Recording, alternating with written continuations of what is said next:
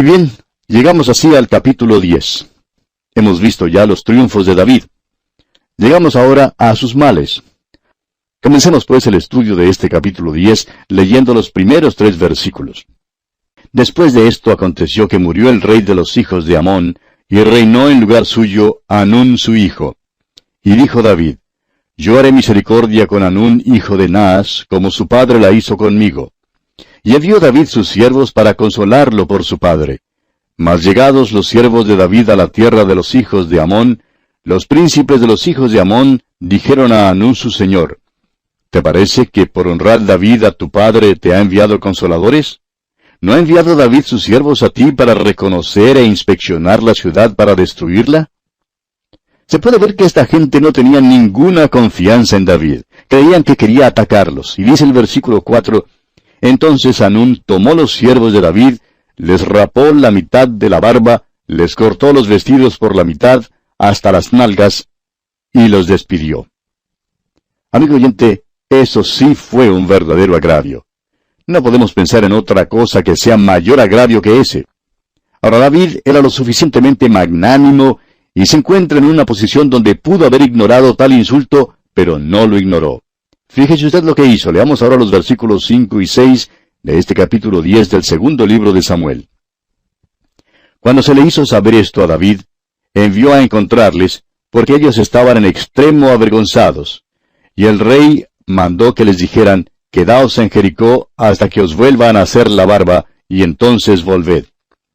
Y viendo los hijos de Amón que se habían hecho odiosos a David, enviaron los hijos de Amón y tomaron a sueldo a los sirios de Bet-rehob y a los sirios de Soba, 20,000 hombres de a pie, del rey de Maaca 1,000 hombres, y de Istob 12,000 hombres. Ahora los amonitas vieron que David iba ahora a atacarlos porque habían insultado a sus mensajeros, y entonces procedieron a alistarse para la guerra. Continuemos con los versículos 7 hasta el 13 de este capítulo 10 del segundo libro de Samuel. Cuando David oyó esto, envió a Joab con todo el ejército de los valientes. Y saliendo los hijos de Amón, se pusieron en orden de batalla a la entrada de la puerta, pero los sirios de Soba, de Rehob, de Istob y de Maaca estaban aparte en el campo. Viendo pues Joab que se le presentaba la batalla de frente y a la retaguardia, entresacó de todos los escogidos de Israel, y se puso en orden de batalla contra los sirios. Entregó luego el resto del ejército en mano de Abisai su hermano, y lo alineó para encontrar a los amonitas. Y dijo, si los sirios pudieren más que yo, tú me ayudarás, y si los hijos de Amón pudieren más que tú, yo te daré ayuda. Esfuérzate y esforcémonos por nuestro pueblo y por las ciudades de nuestro Dios, y haga Jehová lo que bien le pareciere. Y se acercó Joab y el pueblo que con él estaba para pelear contra los sirios, mas ellos huyeron delante de él. David en estos tiempos es un general experto y un guerrero tosco pero eficaz. Es uno de los grandes reyes de la tierra. Le es posible vencer a este enemigo. Prosigamos con los versículos 14 hasta el 19. Entonces los hijos de Amón, viendo que los sirios habían huido, huyeron también ellos delante de Abisai, y se refugiaron en la ciudad. Se volvió pues Joab de luchar contra los hijos de Amón, y vino a Jerusalén. Pero los sirios, viendo que habían sido derrotados por Israel, se volvieron a reunir. Y envió a Hadadezer, e hizo salir a los sirios que estaban al otro lado del Éufrates, los cuales vinieron a Elam, llevando por jefe a Sobac, general del ejército de Hadadezer. Cuando fue dado aviso a David, reunió a todo Israel, y pasando el Jordán vino a Elam, y los sirios se pusieron en orden de batalla contra David, y pelearon contra él. Mas los sirios huyeron delante de Israel, y David mató de los sirios a la gente de 700 carros, y 40,000 hombres de a caballo, y hirió también a Sobac, general del ejército, quien murió allí. Viendo pues todos los reyes que ayudaban a Hadadezer, cómo habían sido derrotados delante de Israel, hicieron paz con Israel y le sirvieron. Y de allí en adelante los sirios temieron ayudar más a los hijos de Amón. Una gran matanza tuvo lugar aquí. Parece como si David en verdad se vengara personalmente del enemigo. Dice, y de allí en adelante los sirios temieron ayudar más a los hijos de Amón. Esto establece a David sin duda alguna como el gran soberano de aquel entonces. Y pasamos ahora al capítulo 11. Comencemos leyendo el primer versículo de este capítulo 11 del segundo libro de Samuel. Aconteció al año siguiente, en el tiempo que salen los reyes a la guerra, que David envió a Joab, y con él a sus siervos y a todo Israel, y destruyeron a los amonitas y sitiaron a Rabá, pero David se quedó en Jerusalén. Era el tiempo del año cuando los reyes siempre salían al frente de sus ejércitos, a la guerra. En otras palabras, las naciones tenían épocas de guerra, así como hoy en día tenemos épocas de caza o de pesca. En cierta estación del año se puede cazar y en otras estaciones es prohibido hacerlo. Y eso es cierto hoy en día, en nuestras guerras modernas. Por ejemplo, cuando era tiempo de los monzones en Vietnam, la guerra menguaba. El hecho es que la guerra casi cesaba del todo porque los soldados se hundían en los pantanos, y la lluvia impedía que los aviones despegaran. Después de pasar los monzones, la guerra comenzaba nuevamente. Ahora, las técnicas de la guerra en los tiempos de David probablemente eran mucho más modernas que lo que creemos. El estado atmosférico en aquel entonces tenía mucho que ver con el hecho de si peleaba o no se peleaba. Muchas veces en la Segunda Guerra Mundial, el tiempo era un obstáculo mucho mayor que el enemigo mismo. Pero siempre trataban de seguir peleando. Por lo menos en los tiempos de David, había un tiempo para la guerra. Quizás hasta eran un poco más civilizados que lo que somos nosotros. Por lo menos reconocían que había un tiempo cuando era posible gozar de una paz relativa. Ahora David envió a Joab y al ejército a combatir contra los hijos de Amón. David no les acompañó. Se quedó en Jerusalén. Esto no era según su manera habitual de actuar. ¿Se ha preguntado usted alguna vez, amigo oyente, por qué se quedó David? Bueno, podemos ofrecer una sugerencia. Según nuestro parecer, después que David construyó su palacio, lo encontró demasiado cómodo. Era bastante diferente a la cueva de Adulam. El palacio era también muy diferente a algunos de los lugares donde había pasado su juventud. Su palacio era un lugar de lujo y comodidades. Creemos también que David amaba al monte de Sión y que quería quedarse allí. Esta es una de las cosas que ha hecho caer a tantos hombres y mujeres. En realidad, nuestra prosperidad hoy en día ha llegado a ser como una maldición para muchos de nosotros. Nuestra relativa comodidad ha llegado a ser causa de tanta maldad en nuestras naciones. Pero David se quedó en Jerusalén. Esa fue su primera gran equivocación porque debió haber salido a la guerra con sus hombres. Avancemos ahora con el versículo 2 de este capítulo 11 del segundo libro de Samuel. Y sucedió un día, al caer la tarde, que se levantó David de su lecho y se paseaba sobre el terrado de la casa real, y vio desde el terrado a una mujer que se estaba bañando, la cual era muy hermosa. En aquel entonces el terrado era un lugar al cual la gente iba en la tarde. No tenían los porches y patios como los tenemos hoy en día. La antigua ciudad de Jerusalén era muy compacta y el terrado llegaba a ser un lugar donde se reunía la familia. David, pues, subió al terrado de su palacio y allí caminaba de una parte a otra. Quizá estaba un poco nervioso. Suponemos que se preocupaba con algunos problemas. Sus hombres estaban peleando en el frente y es posible que sintiera remordimientos en su conciencia por no haberles acompañado. Al caminar, miró a su alrededor y vio entonces a esta mujer que estaba bañándose. Ahora, no estamos tratando de absolver a Betsabé de este pecado al decir que fue el pecado de David. Dios culpa a David, pero Betsabé fue un factor que contribuyó a su pecado. Ella pudo haber sido más modesta. Amigo oyente, estamos viviendo tiempos cuando el modo de vestir de la mujer ha llegado a ser una gran tentación para los hombres. Y nos preguntamos en cuanto a muchas mujeres, aún entre las mujeres cristianas, si es que no se dan cuenta de lo que hacen cuando se visten con cierta clase de ropa. Tengo que confesar, amigo oyente, que he asistido a cultos en muchas iglesias donde he visto levantarse a la solista para cantar un himno que lo llevaría a uno hasta las puertas del cielo. Luego la he visto sentarse en una forma tan inmodesta que es capaz de llevarlo a uno a las puertas del mismo infierno. Permítame decirle, amigo oyente, que esta mujer Betsabé también fue culpable en parte. ¿Qué hacía ella bañándose en público? Ahora, cuando decimos en público, queremos decir que ciertamente a David le fue posible verla desde el terrado de su palacio. Y nos preguntamos si ella no creía que hubiera la posibilidad de que David u otros no la vieran y que se bañara así de adrede. Sin duda conoció la fama de David en cuanto a las mujeres. Pero bien, prosigamos la lectura aquí en el versículo 3 de este capítulo 11 del segundo libro de Samuel. Envió David a preguntar por aquella mujer y le dijeron, aquella es Betsabé, hija de Eliam, mujer de Urías Heteo. Ahora Betsabé en realidad era extranjera. Sigamos adelante con el versículo 4. Y envió David mensajeros, y la tomó, y vino a él, y él durmió con ella.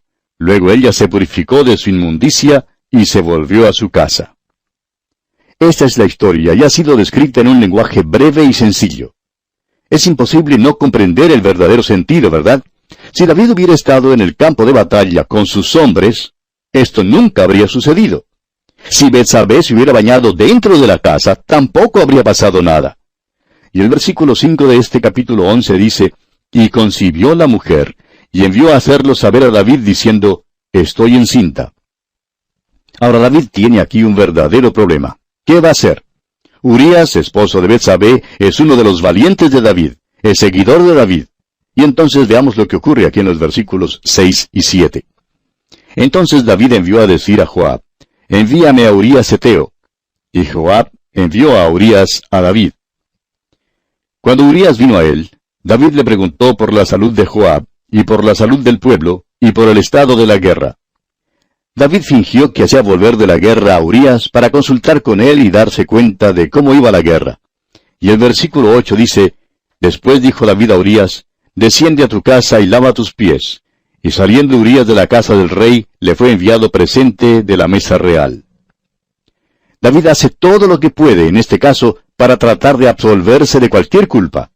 Y dice el versículo 9 de este capítulo 11 del segundo libro de Samuel, mas Urías durmió a la puerta de la casa del rey con todos los siervos de su señor, y no descendió a su casa.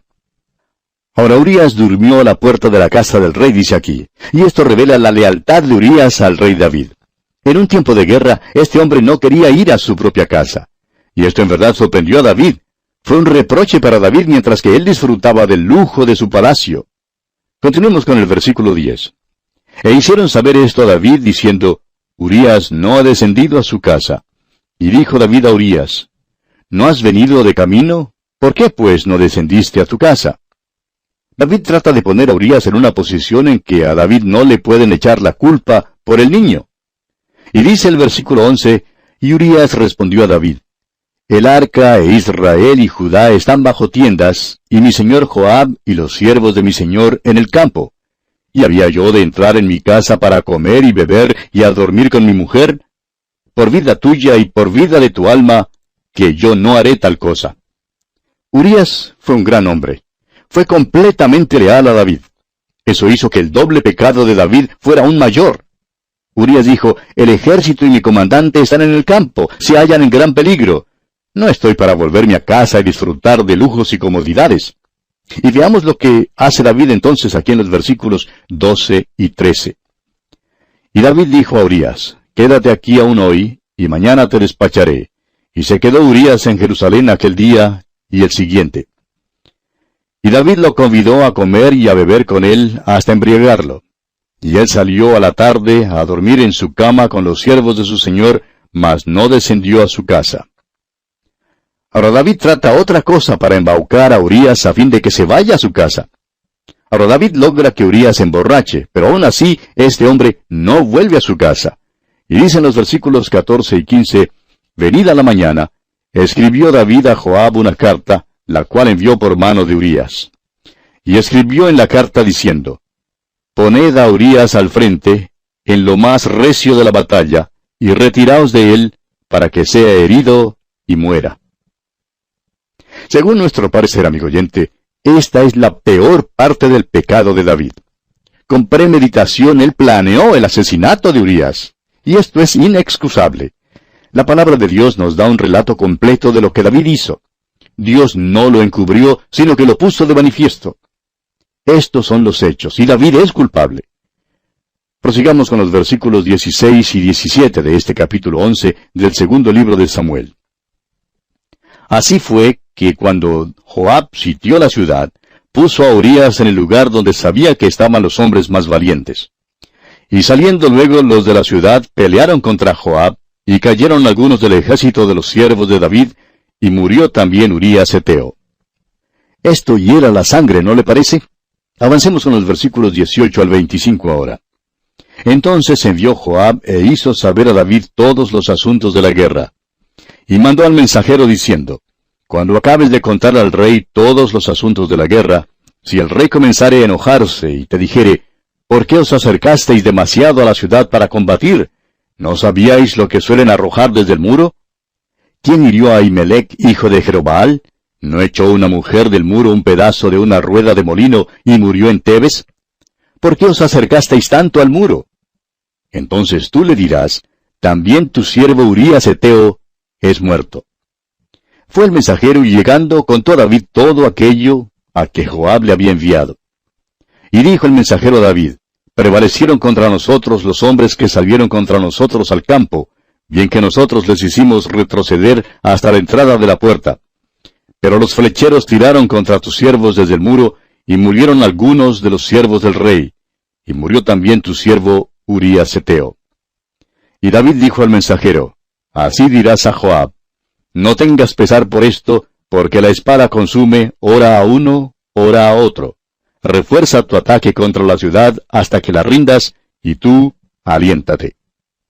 Estas son palabras muy piadosas que salen de la boca de David, amigo oyente. Es un verdadero pecador. Ha hecho una cosa terrible. ¿Qué se va a hacer ahora? Bueno, Dios lo castigará. Pero por hoy vamos a detenernos aquí. Continuaremos este interesante estudio, Dios mediante, en nuestro próximo programa. Mientras tanto, que el Señor le bendiga abundantemente. Continuamos estudiando hoy el capítulo 11 de este segundo libro de Samuel. Y en nuestro programa anterior estábamos considerando el gran pecado de David. ¿Qué es lo que va a acontecer ahora? Bueno, Dios le va a castigar. Comencemos pues hoy nuestra consideración leyendo los versículos 26 y 27 de este capítulo 11 del segundo libro de Samuel.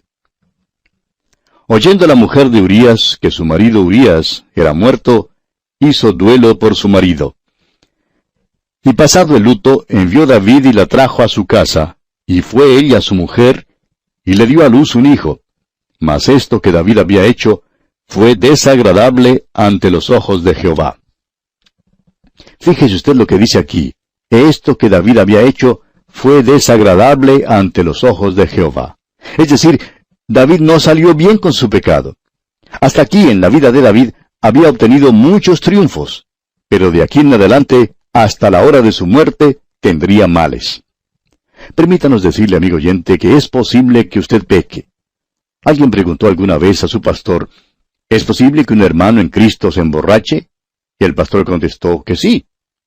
Ahora la persona que hizo la pregunta se quedó un poco asombrada y escandalizada, pero luego preguntó, ¿puede salir bien si lo hace? Y allí precisamente, amigo oyente, está la clave. El hombre del mundo quizá pueda salirse con las suyas en cuanto a esto. El Señor no azota a los hijos del diablo, pero sí azota a sus propios hijos. ¿Aceptará usted estas palabras de alguien que ha sido azotado? Pues bien, yo mismo puedo decirle que no se puede salir bien con el pecado. Y amigo oyente, David no salió bien. Lo que hizo desagradó al Señor. Cuando una cosa desagrada al Señor, amigo oyente, Él hará algo en cuanto a ella. David cree que ha salido bien con su plan de matar a Urías y que todo está cubierto. Pero hay unas cuantas personas que conocen los hechos. Joab, el capitán de David, conoce los hechos. Algunos de los consejeros íntimos de David, aquellos que trajeron a Betsabé al palacio, conocen los hechos. Ahora, fuera de estos, nadie más los conoce, y no se atrevió ninguno de los que lo conocía a decir nada. Se quedaron callados en cuanto a eso. Sin embargo, David, al sentarse en su trono y al mirar a su alrededor, se pregunta, ¿quiénes más sabrán algo en cuanto a lo que él ha hecho? Probablemente habría centenares de personas que le rodeaban, y sin duda él las miraba cara a cara mientras se preguntaba, ¿lo sabrá éste? Pero se le olvidó el hecho que había otra persona más a quien él amaba y quien lo sabía todo, y que iba a hacer algo en cuanto a eso. Después de un tiempo, David probablemente se conformó con la situación y se dijo, bueno, parece que salí bien en cuanto a esto. Nadie lo sabe. Y amigo oyente, creemos que esta intriga fue un escándalo público en Jerusalén. Sea como fuere, el pecado oculto de David y nuestros pecados ocultos son conocidos por Dios. Alguien ha dicho que el pecado oculto en la tierra es escándalo público en el cielo. Y esta es una verdad innegable. Dios, amigo oyente, conoce todo lo que nosotros hacemos aún en lo más oculto.